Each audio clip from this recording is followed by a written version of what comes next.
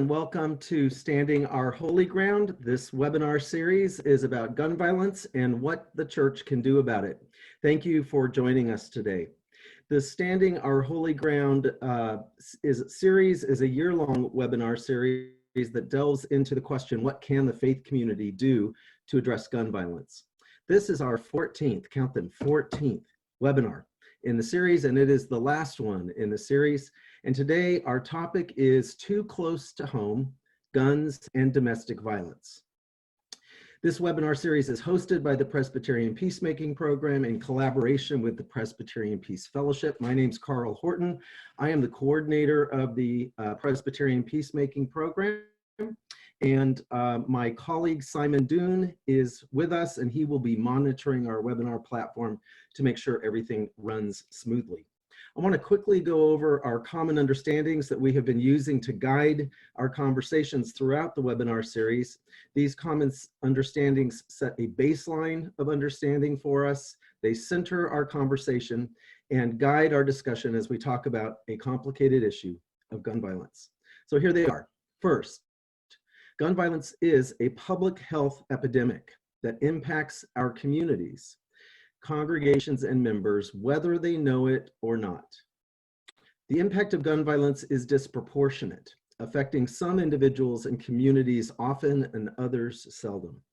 We must first understand the impact of gun violence by listening to victims, survivors, and those who experience it. The gun violence prevention movement is not anti-gun. The Second Amendment does not preclude reasonable, sensible gun violence prevention legislation.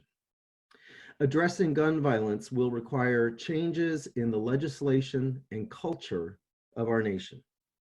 The Presbyterian Church has issued clear policy and strong statements on preventing gun violence, but true change requires action and advocacy by our members and our congregations.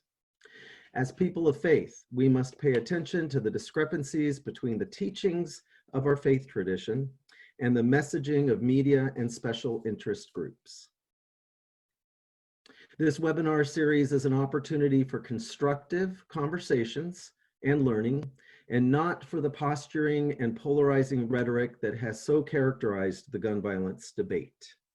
And finally, panelists and all participants in this webinar series demonstrate mutual respect, listen for understanding, and engage in a way that bears witness to the best values and practices of their faith traditions.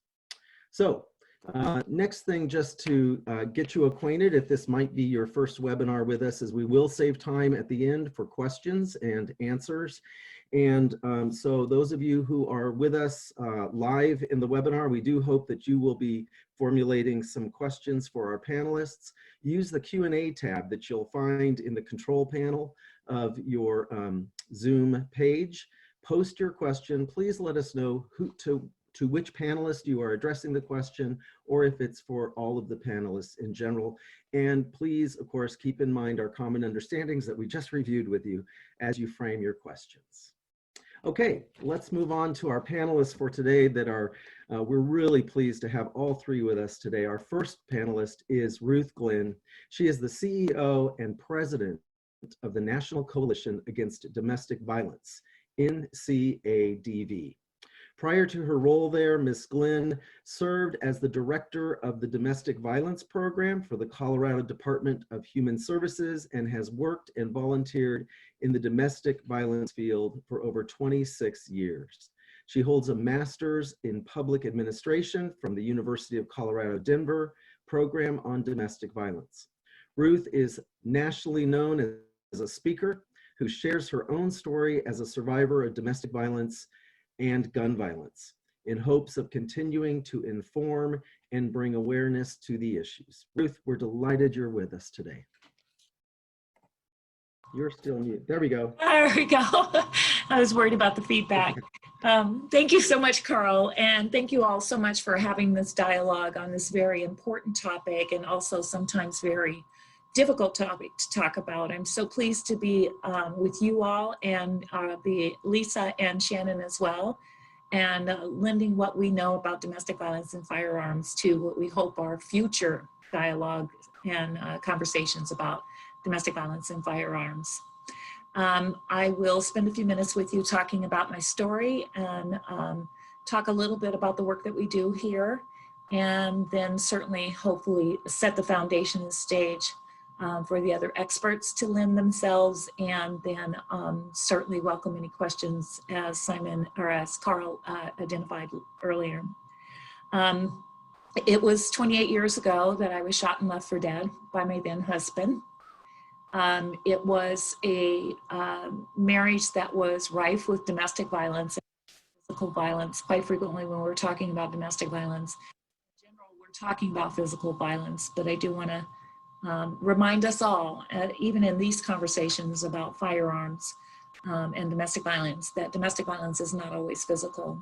Though physical abuse was certainly present, there was also what I call the tearing down of my soul, and particularly for those that have an understanding of what soul is. And that is exactly what was happening in those 13 years of marriage. I want to let you know that the reason why I talk about firearms and domestic violence, and not just because of having been shot and literally left for dead, is that the firearm was also what I refer to as a third partner in our marriage. And by that I mean that the firearm was always present. It wasn't always used to point at me or those types of things. It was just that I always knew it was there. The firearm was always present, and I'll give you an example. The firearm used to be kept on the refrigerator because I would have to pass the refrigerator to get to our garage. And that was the way of me always knowing it was there and that at any moment it could be used against me. It was always a constant source of intimidation, harassment, and coercion.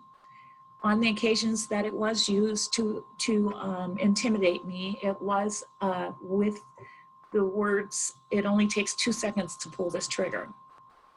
And I want to let you know that in the instances of domestic violence, when we're a victim of domestic violence, we're always kind of left to wonder, because of the abuser's tactics, what have we done wrong? And you're never able to figure it out. And we hear that quite frequently, or it's a very common tactic of abusers. When you have a firearm that is associated with that, it's even more troubling and scary and frightful. I finally, at some point in the marriage, understood what was happening to me, because I must admit I did not know, and a lot of survivors don't know how they've been manipulated, coerced, hurt, lost their sense of self. And not because they had low self-esteem, it's that the abuser needs to maintain power and control, and by that they just make you feel worthless. They make you lose your sense of self.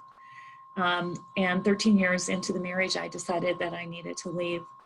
I think it's really important that you know that it wasn't when I decided to leave that I packed up and left.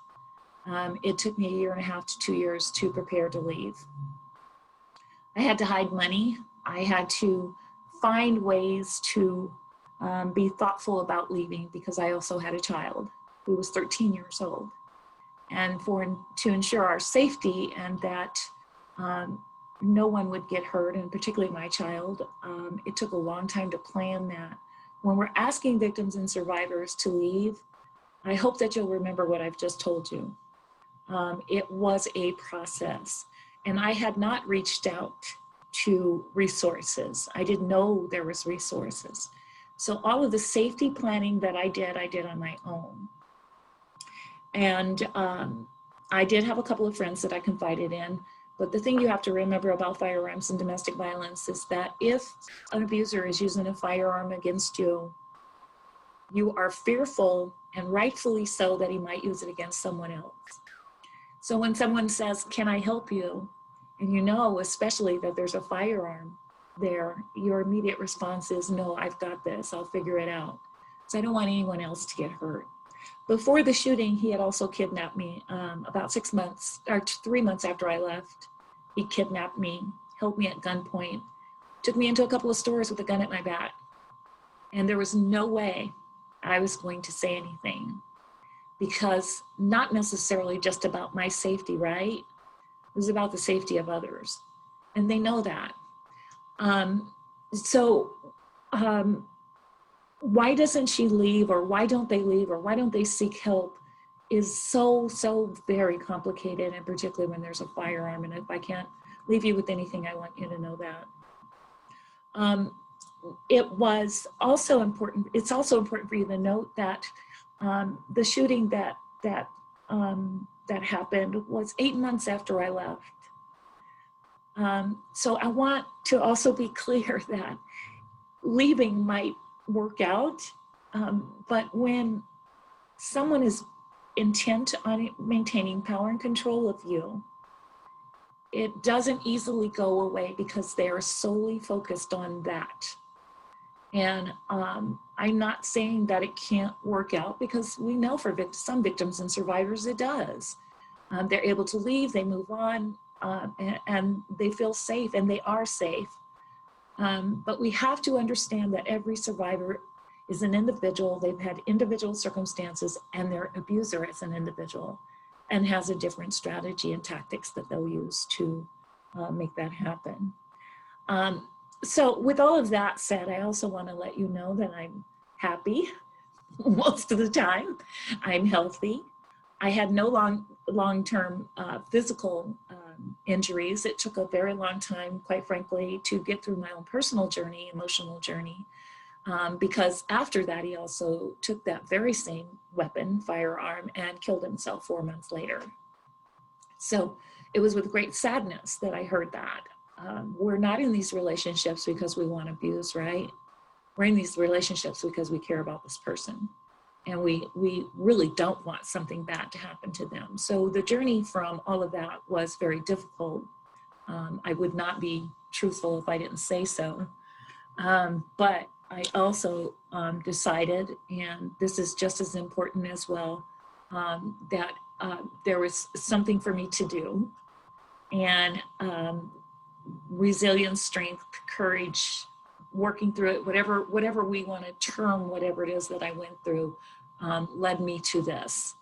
And sharing my story and talking about domestic violence and understanding everything I can from a research, academic, practice perspective, so that I can help have these kinds of dialogues and conversations about domestic violence, and particularly domestic violence and firearms.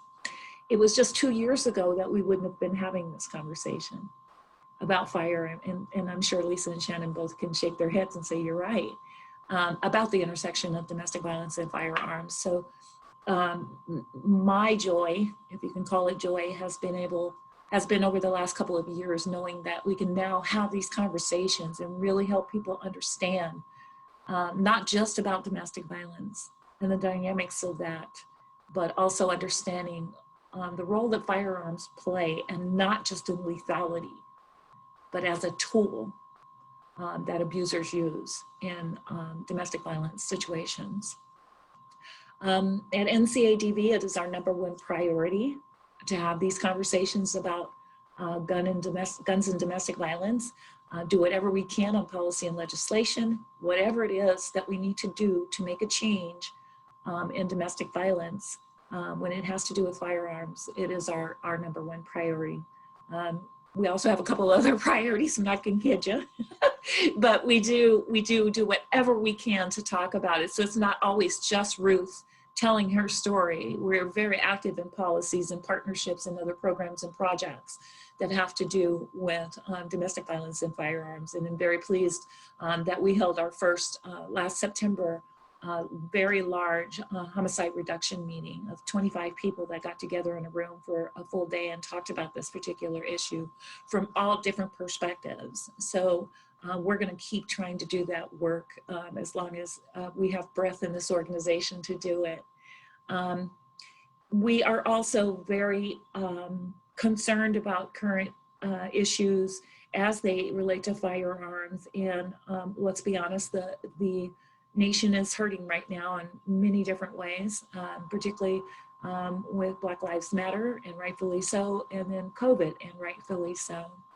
Our resources, like advocates around the nation who we support and work with, are tapped, and they are still trying to figure out how to meet all of these things that are happening out there.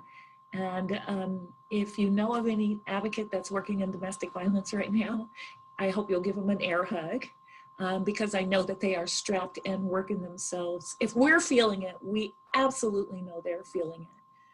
From a, you know, if we're feeling it from a national level and having them reaching out to us and talking about this. So if you know somebody who's working there and you'd like to just give them a shout out, we hope you'll do that. They are working very, very hard to respond to the needs of domestic violence victims and survivors. Last but not least, I just want to remind you all and say thank you again for being willing to have this conversation and listen and hear about this issue. And I hope it won't be the last for any of you listening, for any of the panelists, for Carl, Simon, anybody that wants to have this conversation should. And we hope that you'll carry the message out and raise awareness about it. So with that, I will say thank you very much. Okay, thank you, Ruth, for really your powerful story and your wisdom born of experience. So thank you. Our next panelist is Dr. Shannon Frateroli, who is an associate professor of health policy and management at Johns Hopkins Bloomberg School of Public Health. Her interests include understanding the role of policy in improving the health of populations, with particular attention to the effects of injury prevention policies, including opioid overdose, and violence prevention policies, including intimate partner violence and gun violence. Within that framework, much of her work is about ensuring that good prevention strategies are implemented and evaluated, and facilitating effective strategies for translating research into effective policies and programs. Okay, we're delighted to have you with us as well, Shannon. Thank you for being here today. Yes, thank you, Carl. And thank you very much, Ruth, for sharing your story. We're certainly glad that you're here. So I wanted to just take a little bit of time to, sort of move us from, the very powerful and important stories, from the individual perspective, to give you a sense of what intimate partner violence looks like nationally, and what intimate partner violence that involves guns looks like. So as Ruth said, intimate partner violence involves a pattern of behaviors by a partner with the goal of controlling the other partner. And, again, it can be physical, that's most often think about it, but also psychological, and within the category of physical abuse, sexual abuse is certainly part of that pattern that we see and that we heard about from Ruth. In terms of demographics, I have one picture over here that's, this is a CDC infographic with the most recent data that shows that nearly 1 in 5 women report having experienced severe physical violence from an intimate partner in their lifetime, and the corresponding number for men is 1 in 7. I point out these numbers, but then remind you of sort of the context of the definition of intimate partner violence. And we suspect that, that women are even more overrepresented than this number suggests if you look at that definition and the pattern of behavior. Oftentimes what we hear about, if you dig a little deeper into some, but not all of these reports from men, is that, the severe violence that they're experiencing is in response to the violence that they're perpetrating on their female partners. So I sort of share these numbers, which again are from CDC, with that cautionary note. With regard to other demographics around this issue, domestic violence, intimate partner violence affects everybody in our communities. But there are some groups within our communities that are more severely impacted than others. When we look along racial lines, for instance, our tribal populations, so American Indians, Native Alaskans, have the highest rates, followed very closely by people Black people in our communities. And then comes white people, with Hispanic and Asian Americans experiencing the lowest rates of abuse in these intimate contexts. So there's definitely disparities when we look at this issue through a race lens, through a gender lens. And certainly when we look at our LGBTQAI populations, there's also an important element to understand and acknowledge with regard to the abuse that's experienced there. So when we look at intimate partner violence across the different sexual orientations, what we see is that bisexual women report the highest rates of abuse, followed by lesbian women, and then heterosexual women. So again, this is a problem that is all too frequent, all too common across all aspects of our society, but we do see certain segments of our society affected more at greater rates than we do others. This last piece that I have here on this slide is our best estimates, our best evidence with regard to the role that guns play from a numbers perspective in intimate partner violence. And you could say that guns are used in a small percentage of incidents. So it's estimated that about 3.5% of domestic violence incidents include a threat with a gun. And that less than 1% involve an actual gun injury. But as Ruth so powerfully relayed, the presence of a gun is about more than that sort of direct, explicit threat or that use of a gun to cause an injury. The presence has a very powerful effect that isn't reflected in these numbers here. But even so, some people might say, well, why focus on guns? And from my perspective, well, at least for me personally, the reason why I focus on the intersection of guns and domestic violence is really twofold. One is that you bring a gun into a violent relationship and the lethality is increased manyfold. So we see on this slide here that one study quantified that increase to a full 5-fold increase in the odds of being murdered when a gun is part of that violent relationship. So it's an important intervention point with regard to reducing the lethality of intimate partner violence. But from my perspective too, as someone who really wants to engage in research and dialogue around policies that can ultimately make a difference, guns are something that we can actually intervene on. We can think about, sort of removing in a way that should be relatively simple and I would argue simpler than say, dealing with sort of deep-seated misogyny that exists in our society. So for me, guns are an important entree point to look at this problem, to affect this problem in a very concrete and tangible way. So I just want to sort of end that statistics component by, with this very stark in my mind statement, which is that when a woman is killed, it is most likely to be at the hands of an intimate partner, and it's most likely to be with a gun. So again, if you want to think about how we can intervene effectively with this problem, from my perspective, looking at the gun and thinking about how we can lessen lethality through interventions that deal with guns is a really good strategy to move forward with. It's also a good strategy from my perspective because if we look at the science around gun policy, we have two really strong policies that point us in the direction that action is needed. So first and foremost, a policy that I spend a great deal of my time on is policies that prohibit gun purchase and possession by people who are respondents to domestic violence restraining orders, or DVROs. These actually go by a number of different names. You might be in a state that calls them just restraining orders or protection orders, but all 50 states have a form of this law. And essentially what it is a civil means of relief. So a victim of domestic violence, someone who's experiencing domestic violence, can on her own approach the court and ask for the court's help.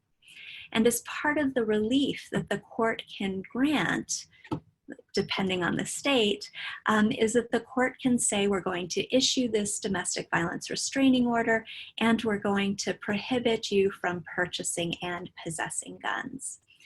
Now, what we find when we look at the variation across state laws that have gun restrictions in their state DVRO laws is that there are two components of the state laws that are really important.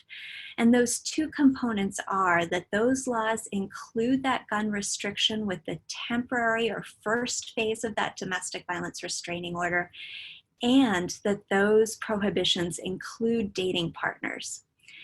Now, I mention this because, you might be in a state where you say, oh, I know we have a domestic violence restraining order, and I know that our domestic violence restraining order also prohibits people from purchasing and possessing guns, but the best available evidence suggests that you need to make sure that that protection is included in the temporary phase, and that it includes dating partners, not just spouses, not just ex-spouses, not just people with whom a person has a child in common, but dating partners.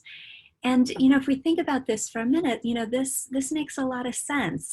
We're dating, as a society more than ever in our history. We're getting married later. So dating is just a bigger part of the pool, right? It's also, by definition, a time when we sort of test out if someone that we are interested in might be a good long-term partner. And thankfully, when abuse is revealed, that's for some people, that's an opportunity to end that relationship. And so we want to be supportive of those violent dating relationships and offer protection through this mechanism in every way that we can.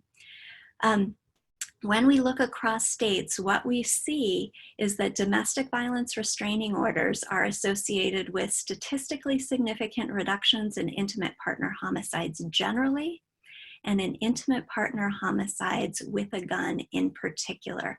So again, I'm highlighting this policy because the evidence that we have suggests that this is an effective way to address the most lethal form of domestic violence, which is homicide. The second kind of policy that I want to call to your attention here today is policies, and this might be a bit surprising to people, policies that prohibit gun purchase and possession by people who are convicted of a misdemeanor violent crime. So this is all violent crimes, not just domestic violence misdemeanors, but all misdemeanor violent crimes. And it's these two policies that, when we look at the data, are associated with reductions in domestic violence homicide. So these are, again, from the standpoint of the data, our best bets with regard to policy interventions that we can do to reduce domestic violence homicides in this country. I just want to highlight for a bit the opportunities for action around this.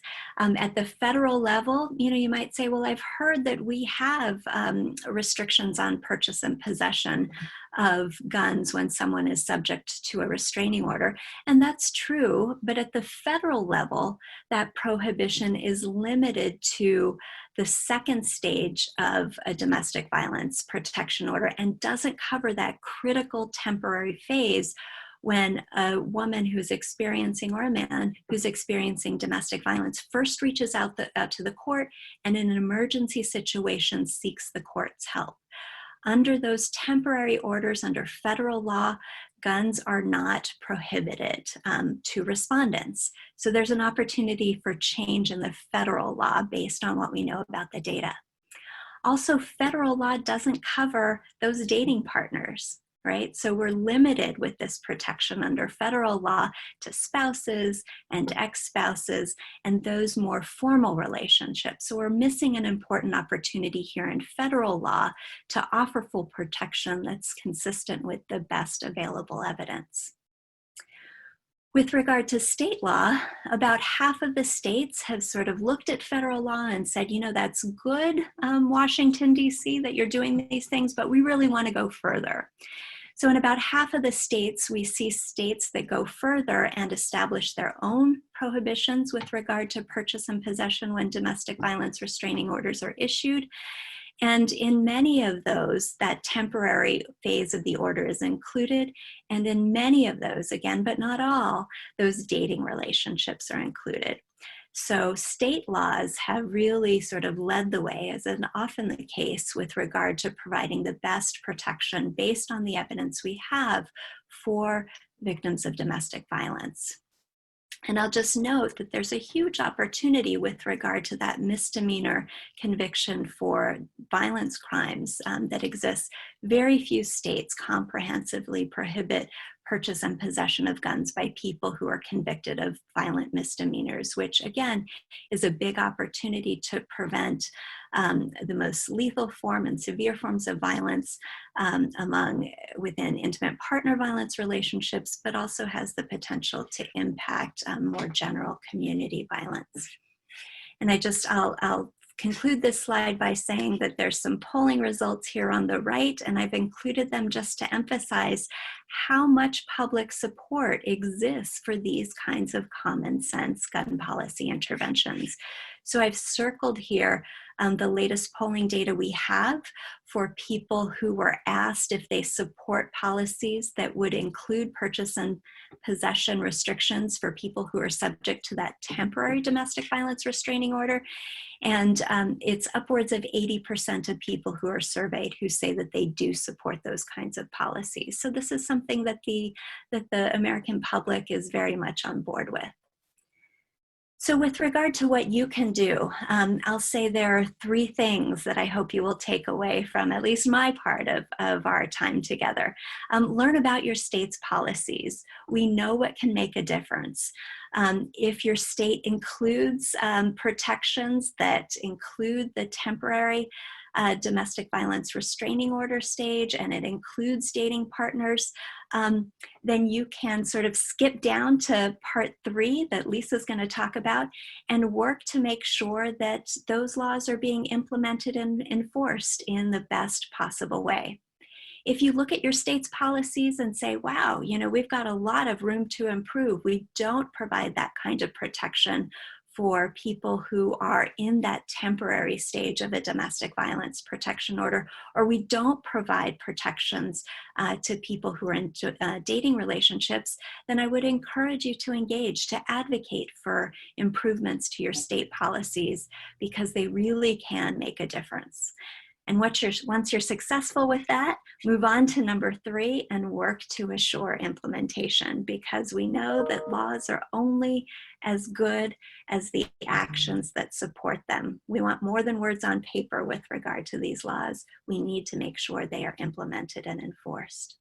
And with that, I'll end and turn it over to Lisa, and thank you very much for participating today. Thank you, Shannon. Really helpful information. And now we do turn to Lisa Geller.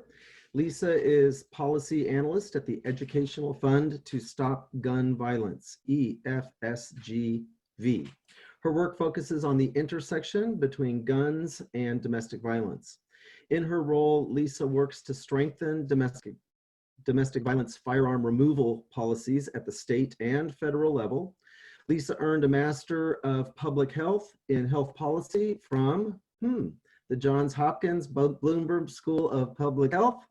At Hopkins, Lisa's research focused on health policy, specifically injury and violence prevention. Her capstone paper explored the role of domestic violence in fatal mass shootings in the United States. Lisa, we're really delighted that you're with us today. Thank you so much.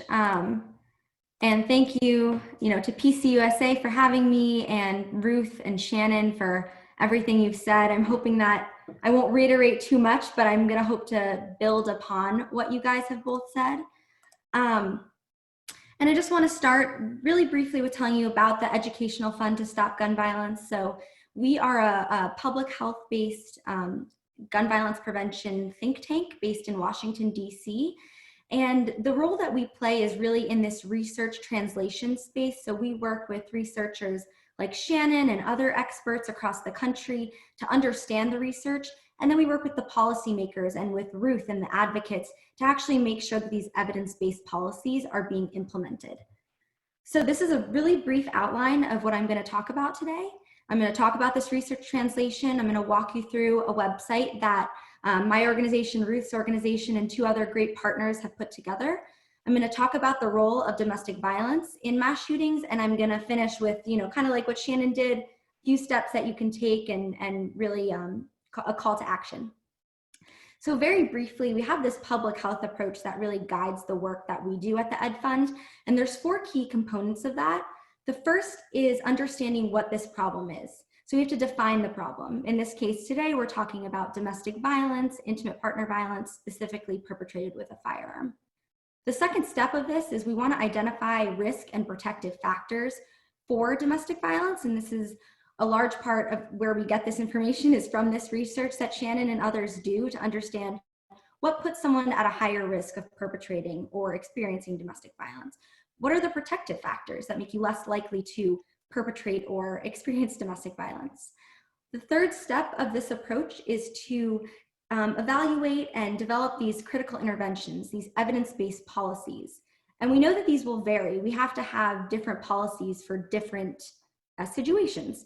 So we want to know that they're evidence-based, and we need to make sure we know what works and for who. And the fourth step of this is really what I think is one of the most critical steps, and that's implementation. We need to make sure that these laws that we're advocating for and hopefully passing in legislatures are actually being enforced. Because as Shannon said, these laws are really only as good as the enforcement that goes behind them.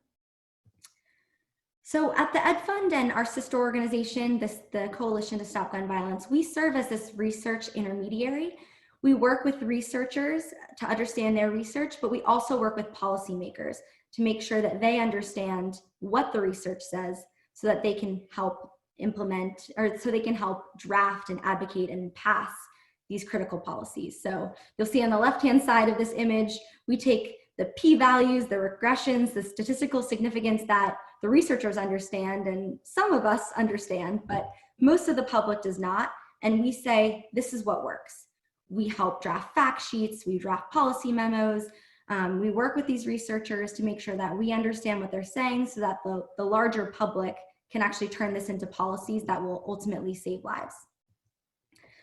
So we want to know, again, what works, we want to know what doesn't work, and we want to really know what that key takeaway is so we're able to succinctly say, this is what policymakers, this is what you should do. And once it's implemented, once it's enforced, we want to say, this is actually how you implement this law. We have to share best practices amongst other jurisdictions that have a similar law. We do this all the time at the Educational Fund. We talk to maybe a city in Washington State who's doing a really good job at implementing a domestic violence protective order or another policy, an extreme risk protection order. And we say, what's working here? What are some best practices we can share? We also help to identify the gaps. We work with researchers and we read what they think are the gaps in the research, and oftentimes there's a need for better data. That's a problem throughout our work in the gun violence prevention space, is that sometimes these numbers aren't accurate, and so we really want to make sure we're getting accurate numbers for both fatal and non-fatal gun violence and domestic violence. So again, we're these intermediaries. We need the research to inform the policy, and we need these policies to protect the public's health. I'm not going to go over this. I'm not a lawyer, but we have some lawyers on staff who helped me explain this. But this is a brief overview, similar to what Shannon talked about, of federal and state law. But the main takeaway here is there's a lot of gaps in federal law. And we want to make sure that these gaps are closed. And one way to do that is by passing really robust state law. So for example, this dating partner loophole that at the federal level allows abusive dating partners to keep their guns, we advocate that that be closed. And in state law, some states do indeed close this. So again, we know what policies work. We know that state law is a great way to fill the gaps in federal law. And here's another slide. A lot of this Shannon actually did cover of some policies to protect victims of domestic violence that we know work. And you'll get a copy of these slides. You can read through them in more detail. But we know, for example, actually enforcing these firearm removal laws is a great way to protect domestic violence, intimate partner homicides. We know that making misdemeanor stalking firearm prohibitory for domestic violence is critical, as stalking is often a risk factor for domestic violence, as well as closing the dating partner loophole and many other policies. So now I want to talk briefly about Disarm Domestic Violence. This is www.disarmdv.org. This is a really great resource that the Ed Fund put together along with Ruth's organization, NCADV, as well as the Alliance for Gun Responsibility and Prosecutors Against Gun Violence. And this is an interactive tool where you can compare state laws, you can look at statistics in your specific state, and we hope that this tool is used for advocates, for law enforcement, for judges, for anyone who really wants to get involved and wants to be educated on firearm removal in all 50 states and DC. So I'm going to quickly compare two states. Actually, I'm really going to contrast them. They're very different. I've chosen California and Kentucky for a variety of reasons. California is a state that my organization works in regularly. It's considered one of the states with some of the strongest gun violence prevention policies. And California really does a good job at preventing people who are domestic violence abusers from purchasing and possessing firearms. And so just to show you here what you would see if you went onto this website, you can click on any states and compare them. And again, I've chosen California and Kentucky. And what you really are looking at here is if you see the shaded in region, that is telling you that that state has that policy in place. So for example, California does require that abusive dating partners be firearm prohibitory, and those subject to ex parte or these temporary or emergency orders are also prohibited from purchasing and possessing firearms. And if you look at the right-hand side, you'll notice there's not much going on in Kentucky. There's a lot of room in Kentucky for these laws to be strengthened, for people on the ground, advocates, people who are passionate about this, to really read up on the law, read up on the policies in Kentucky, and compare it to other states and say, you know what, we can do a lot here. We can model Kentucky, what Kentucky should have off of a state, maybe not like California. You might want to go with a state that's more similar to Kentucky in terms of its geography, its landscape, its legislature. But this website is great because you can compare any states, you can see what's going on there. And again, here is what you would see if you compared them. And so I'm not going to go again into the laws here, but I really want you to take away from this that Kentucky has a lot of work to do to strengthen its policies. California is doing a really good job, and this is a large part in due to the fact that there are so many advocates on the ground in California. There's so many friendly faces that we work with in the legislature that are really passionate about this issue. And I think Ruth and Shannon will agree that having a really strong advocate on the ground and really good partners is oftentimes what makes the difference between a state doing a really good job and a state doing not so good job at passing these policies and implementing them and ultimately saving lives. So a key takeaway from this is that we really rely on our activists and advocates on the ground, and that's oftentimes what helps us push these policies across the finish line. Again, here I just want to show you another aspect of this website. You can compare based on statistics, but I want to actually warn against comparing here because in public health we use rates to compare, so you can't look at these raw numbers and say, okay, well, why does California have so many more homicides? Well, California is obviously a much bigger state than Kentucky. So again, this is not to compare these two states, it's more to show you what you can see here is that California's data goes up to 2018. They actually are pretty good at getting state-based data out. Kentucky, on the other hand, their data is almost 10 years old at this point from what we could find. But again, you can use DisarmDV to see the state-based data. The definitions will vary, but we give definitions of how they define a domestic violence or intimate partner homicide. You can also see the trends. All right, the third piece I want to cover is something that's particularly interesting and a passion project of mine is the intersection of domestic violence and mass shootings. And I've taken some headlines at the bottom. One is from Business Insider, the other is from the New York Times, but there's countless other headlines like this, unfortunately. When a mass shooting happens, we often seek to understand why. And unfortunately, more often than not, the why stems from a domestic violence situation. And so research shows that a large percentage, over 50% of mass shootings are related to domestic violence. And domestic violence here, I'm using the broader definition. So this could include a current or former partner, but this could also include family members. And I think Ruth beautifully touched on this when she was telling her personal story, is there often are other victims in these horrific situations. And we want to make sure, you know, that the abused partner is of course protected, but there's often other people that do end up dying as a result of domestic violence situations. I'm working on some research with some colleagues of Shannon's at Johns Hopkins about the likelihood of survival for domestic violence versus non-domestic violence mass shootings. And what we're finding is you are more likely to survive a non-domestic violence mass shooting. And this makes sense probably to a lot of you because these DV shootings are often targeted and these non-DV shootings may be more a result of someone indiscriminately shooting. You can think about the Las Vegas shooting, indiscriminately shooting into a crowd.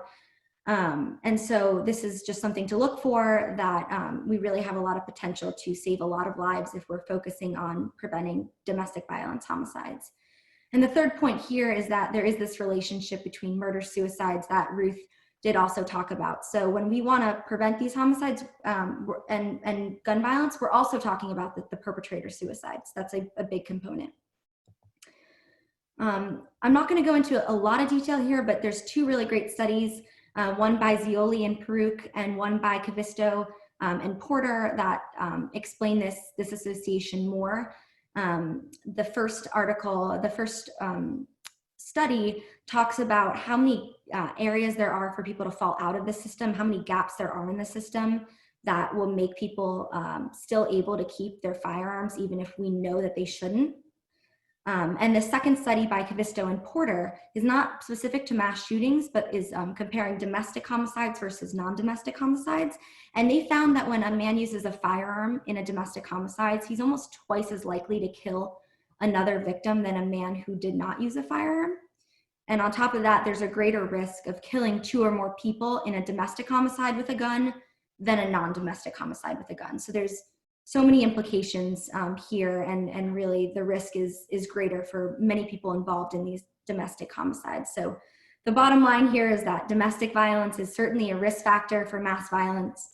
We need to implement existing laws. We also need to pass other evidence-based policies in order to reduce these injuries and deaths. So what's next? We know what policies work. We've all kind of discussed what we know to be evidence-based, and we really want to focus on the implementation side as well. That's such a key part of this. If we have these laws in the states, that's a great step, but we need to make sure that they're being enforced. We need to work with the stakeholders on the ground. We need to make sure there's education around these policies. A lot of times a policy will pass and the citizens in that state won't even know that it is in effect. And so how can you petition for, a domestic violence protective order, or in other cases of gun violence, an extreme risk protection order? How can you use this tool if you don't know it exists? So a large part of what we try to do at the Ed Fund surrounds education and implementation, and making sure that we have strong advocates, the right leaders, the right elected officials to get these policies passed and implemented. So that is where I'll end. I have some resources here. I think you'll get the slides as well, so you can feel free to peruse these at your convenience. So thank you all. Thank you, Lisa. Wow. That is a lot of information. When we were planning this, we talked about how much information in such a short amount of time. So a lot of information. So if you are tuning into the webinar live, please post questions. Let us know who you want to direct those to, which panelist. And I will go ahead and ask those of our presenters. I know I have a bunch of questions, but let me see if we've got one coming in. Okay, so here's a question, and this is for any of you. What are some of the most important components for effective implementation?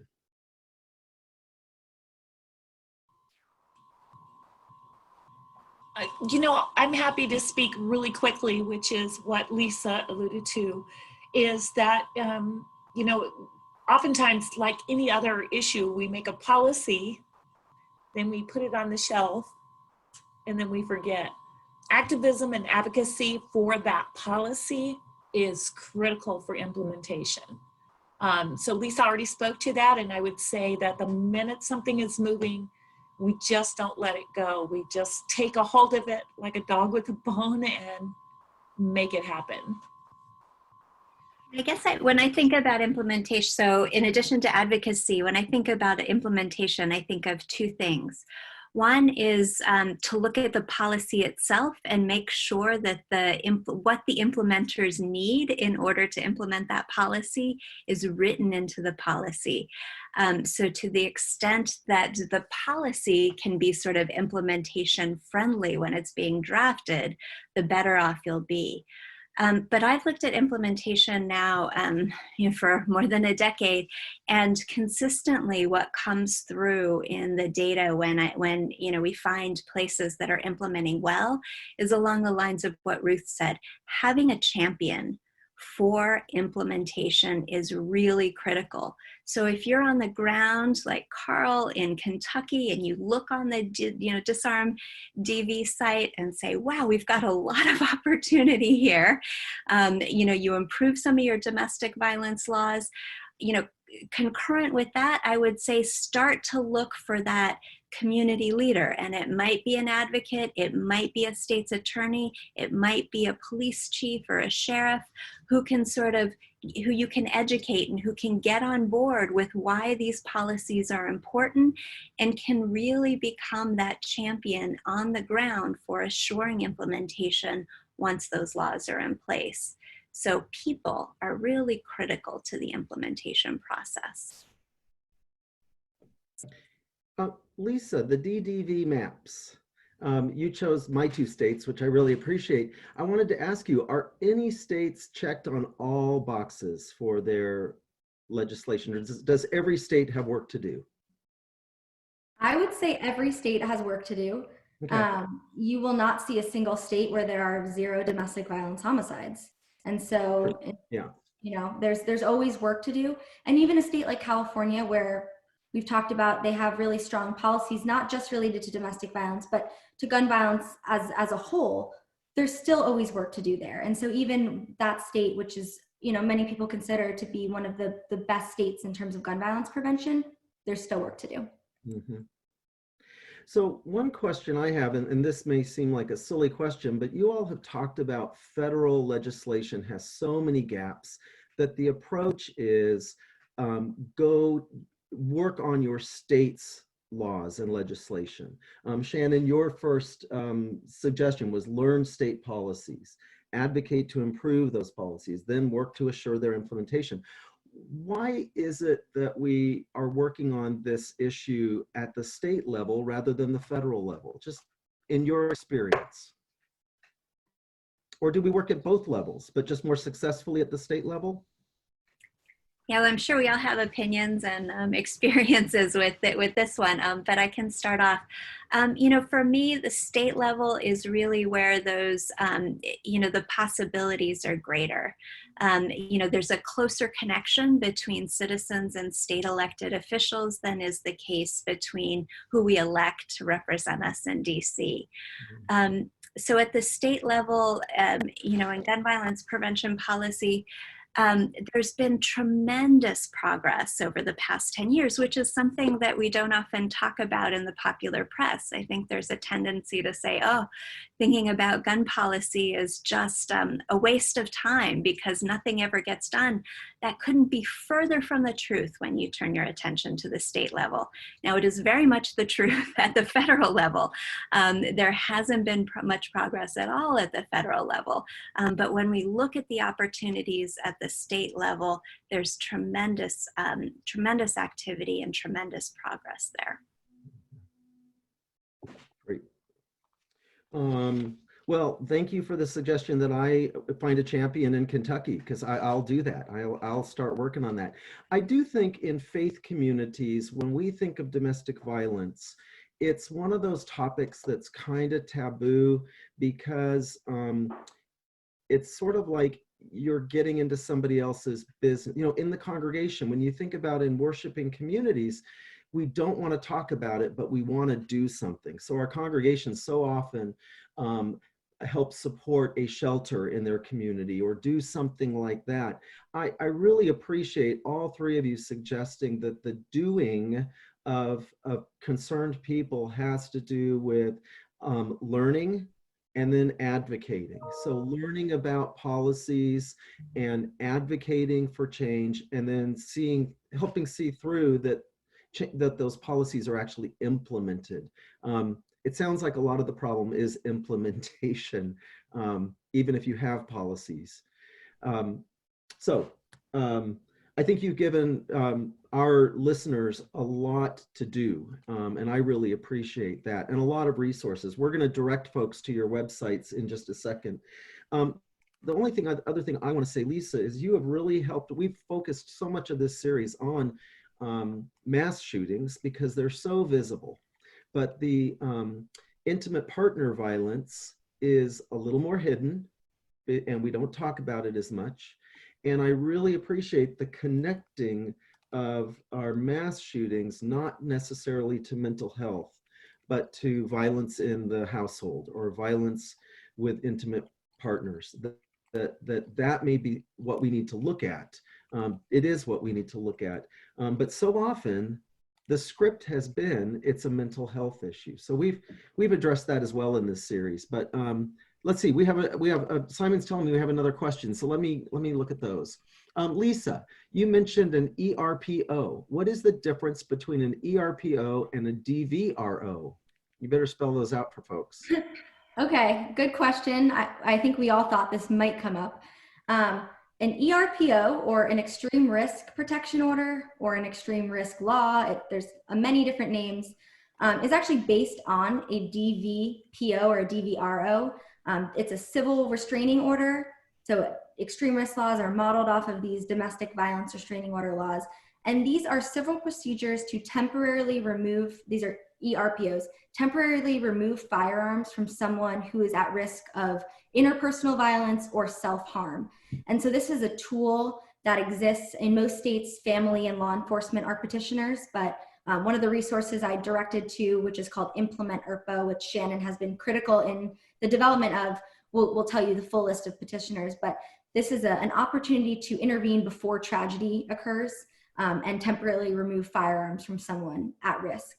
A domestic violence protective order is not limited to a firearm removal. It can involve removal of a firearm, but there's other provisions, including stay away orders or no contact orders. And so in the domestic violence space, we prefer using the tools that were intended for these situations. So the domestic violence tools and extreme risk protection orders are a good tool, and sometimes they may be appropriate, but we really like to defer, as Shannon and Ruth will say, to the set of tools that were created for domestic violence situations. And maybe Shannon wants to add to that. I think you said it quite well. Ruth, do you have anything to add there?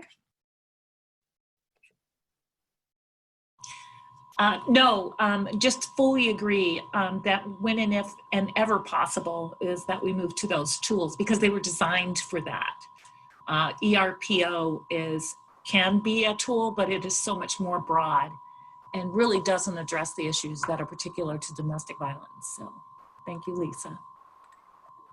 two other questions and then we'll conclude, just because I think they're both good. One person is curious to know if you all are, if you're having more success in particular states. So are there particular states that you could lift up as really change has been happening over the past years?